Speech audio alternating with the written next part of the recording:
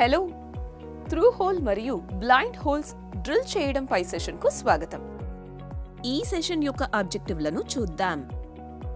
ఈ సెషన్ ముగింపులో మీరు వీటిని చేయగలరు: వెర్నియర్ హైట్ గేజ్ని ఉపయోగించి డ్రిల్ హోల్ సెంటర్లను మార్క్ చేయడం, డ్రిల్లింగ్ మిషన్లో సరైన స్పిండిల్ వేగాన్ని సెట్ చేయడం, డ్రాయింగ్ ప్రకారం హోల్ ద్వారా డ్రిల్ చేయండి, బ్లైండ్ హోల్ని డ్రిల్ చేయడానికి డెప్త్ బార్ని సెట్ చేయడం, అవసరమైన డెప్త్ సైజ్కి బ్లైండ్ హోల్ని డ్రిల్ చేయడం. ఈ ఆపరేషన్ కోసం అవసరమైన మెటీరియల్స్ మరియు టూల్స్ను ఇప్పుడు చూద్దాం. Drilling machine, drill bits, spanner,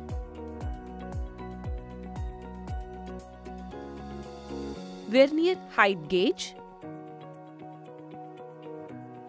try square, vernier caliper, cutting lubricant, mild steel plate, cutting fluid applicator లేదా స్ప్రేయర్ కటింగ్ ఫ్లూయిడ్ను అప్లై చేయడానికి, rough file, smooth file, steel rule, marking chalk, metal brush, drill chuck key. ఇప్పుడు మనము through hole మరియు blind holes drill కోసం ఆపరేషన్ల క్రమాన్ని పరిశీలిస్తాము. గాయాలను నిరోధించడానికి మరియు సురక్షితమైన పని వాతావరణాన్ని నిర్ధారించడానికి బ్లైండ్ హోల్స్ డ్రిల్లింగ్ చేసేటప్పుడు సేఫ్టీ ఎక్విప్మెంట్ను ధరించేలా చూసుకోండి. మొదట దాని పరిమాణం కోసం రా మెటీరియల్ను చెక్ చేయండి. ప్రక్రియను ప్రారంభించే ముందు రా మెటీరియల్ అవసరమైన స్పెసిఫికేషన్లకు అనుగుణంగా ఉందని నిర్ధారించడానికి దాని ప్రస్తుత డైమెన్షన్ల కోసం చెక్ చేయాలి. ప్యారలలిజం మరియు పెర్పెండిక్యులారిటీ మెయింటైన్ చేయడానికి 60, 19 మిల్లీమీటర్ల పరిమాణానికి మెటల్ని ఫైల్ చేసి ఫినిష్ చేయండి. ఫ్లాట్నెస్ మరియు స్క్వేర్నెస్ను చెక్ చేయండి. అవసరమైన సైజుకి మెటల్ను షేప్ చేసిన తర్వాత ఉపరితలాల యొక్క ఫ్లాట్నెస్ మరియు స్క్వేర్నెస్ ఆమోదయోగ్యమైన టాలరెన్స్ పరిమితుల్లో ఉన్నాయని నిర్ధారించుకోవడానికి ట్రై స్క్వేర్ని ఉపయోగించి చెక్ చేయాలి. అలాగే వెర్నియర్ క్యాలిపర్ని ఉపయోగించి డైమెన్షన్లను చెక్ చేయండి. మార్కింగ్ మీడియాను అప్లై చేయండి. రా మెటీరియల్పై చాక్ సమానంగా మార్క్ చేయండి.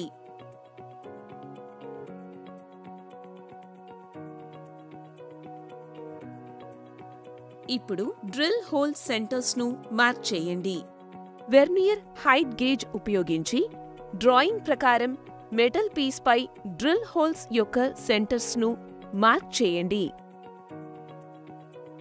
ఇప్పుడు డ్రిల్ హోల్ సెంటర్స్ను సెంటర్ పంచ్ చేయండి.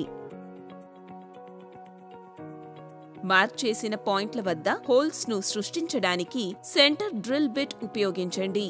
ఈ డ్రిల్లింగ్ హోల్లు ఫైనల్ హోల్స్ను అక్యురేట్గా డ్రిల్లింగ్ చేయడంలో సహాయపడతాయి.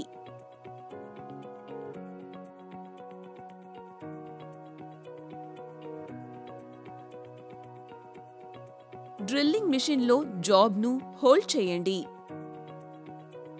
పైలట్ హోల్స్ డ్రిల్ చేయండి. సెంట్రల్ డ్రిల్స్తో 6 మిల్లీమీటర్ల డయామీటర్ కలిగిన డ్రిల్ బిట్ని ఉపయోగించి త్రూ మరియు బ్లైండ్ హోల్స్ రెండింటికి పైలట్ హోల్స్ను రూపొందించండి.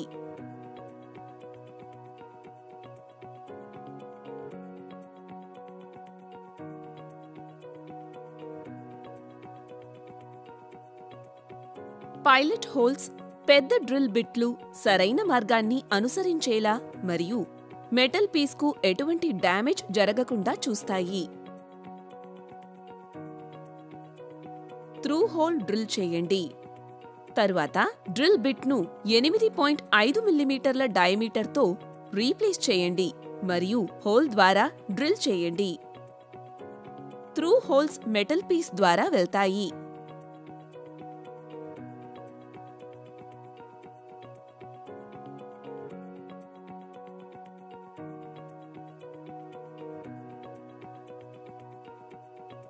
బ్లైండ్ హోల్ డ్రిల్ చేయండి.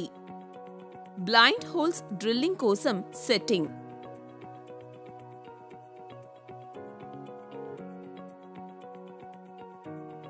త్రూ హోల్స్ డ్రిల్లింగ్ చేసిన తరువాత డ్రిల్ బిట్ను 10.5 మిల్లీమీటర్ల డయామీటర్తో రీప్లేస్ చేయండి మరియు బ్లైండ్ హోల్ను అవసరమైన 14 మిల్లీమీటర్ల డెప్త్ వరకు డ్రిల్ చేయండి.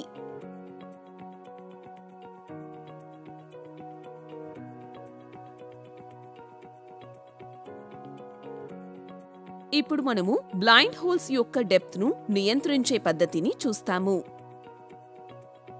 బ్లైండ్ హోల్ డ్రిల్లింగ్ విషయంలో డ్రిల్ ఫీడింగ్ కంట్రోల్ అత్యంత కీలకమైన భాగం. దీనికోసం డ్రిల్లింగ్ మిషన్లో చాలా వరకు డెప్త్ స్టాప్ అరేంజ్మెంట్ అనే నిర్దిష్ట అరేంజ్మెంట్ అందించబడుతుంది. డెప్త్ స్టాప్ అరేంజ్మెంట్లో స్పిండిల్ అడ్వాన్స్మెంట్ని పర్యవేక్షించడానికి గ్రాడ్యుయేషన్లు ఉంటాయి.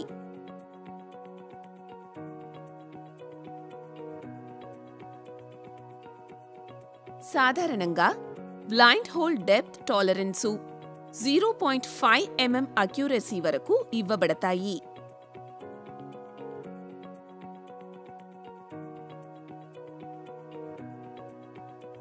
వర్క్ పీస్లో పూర్తి డయామీటర్ ఏర్పడిన తరువాత మిషన్ని ఆపి డెప్త్ సెట్ గ్రాడ్యుయేషన్ మార్కులలో రీడింగ్ని నోట్ చేయండి. ఇనీషియల్ రీడింగ్ అని అంటారు. ఇప్పుడు lock nut setting initial reading plus hole యొక్క డెప్త్తో సమానంగా ఉంటుంది. లాక్ నట్ సెట్టింగ్ రీడింగ్ పక్కన ఉండే విధంగా స్టాప్ని అడ్జస్ట్ చేయండి మరియు ఈ పొజిషన్లో లాక్ నట్ను బిగించండి. సెటప్ను డిస్టర్బ్ చేయకుండా హోల్ను డ్రిల్ చేయడానికి డ్రిల్లింగ్ మిషన్ను ప్రారంభించండి మరియు డ్రిల్ను ఫీడ్ చేయండి. లాక్ నట్ ఆర్మ్కి చేరే వరకు డ్రిల్లింగ్ కొనసాగించండి. తద్వారా అవసరమైన డెప్త్ డ్రిల్ చేయబడుతుంది. డ్రిల్లింగ్ మొత్తం పూర్తయిన తరువాత ఏదైనా రఫ్ అంచులను స్మూతన్ చేయడానికి ఫైల్ను ఉపయోగించండి మరియు డ్రిల్ చేసిన హోల్స్ మరియు మెటల్ సర్ఫేసెస్ నుండి బర్స్ను తొలగించండి. ఇది శుభ్రమైన మరియు పాలిష్డ్ ఫినిష్ను నిర్ధారిస్తుంది. ఆయిల్ యొక్క థిన్ కోట్ను అప్లై చేయండి మరియు దానిని భద్రపరచండి. చివరగా రస్ట్ మరియు కరోషన్ నుండి మెటల్ పీస్ను రక్షించడానికి మేము అన్ని ఉపరితలాలపై ఆయిల్ యొక్క థిన్ కోట్ను అప్లై చేస్తాము. ఈ ప్రిజర్వేషన్ దశ ఫినిష్డ్ ప్రోడక్ట్ మంచి కండిషన్లో ఉండేలా చేస్తుంది. చర్చించిన ముఖ్య అంశాలను రీక్యాప్ చేసుకుందాం. అవసరమైన సైజుకి మెటల్ను ఫైల్ చేయడం, వర్నియర్ క్యాలిపర్తో సైజు మరియు ట్రై స్క్వేర్తో ఫ్లాట్నెస్ మరియు స్క్వేర్నెస్ని చెక్ చేయడం, స్పెసిఫికేషన్ ప్రకారం బ్లైండ్ హోల్స్ కోసం హోల్స్ డ్రిల్ చేయడం. ఇది మనల్ని సెషన్ ముగింపుకు తీసుకువస్తుంది. మీరు త్రూ హోల్ మరియు బ్లైండ్ హోల్స్ డ్రిల్ గురించి మంచి అవగాహన పొందారని ఆశిస్తున్నాను. తదుపరి సెషన్లో కలుద్దాం.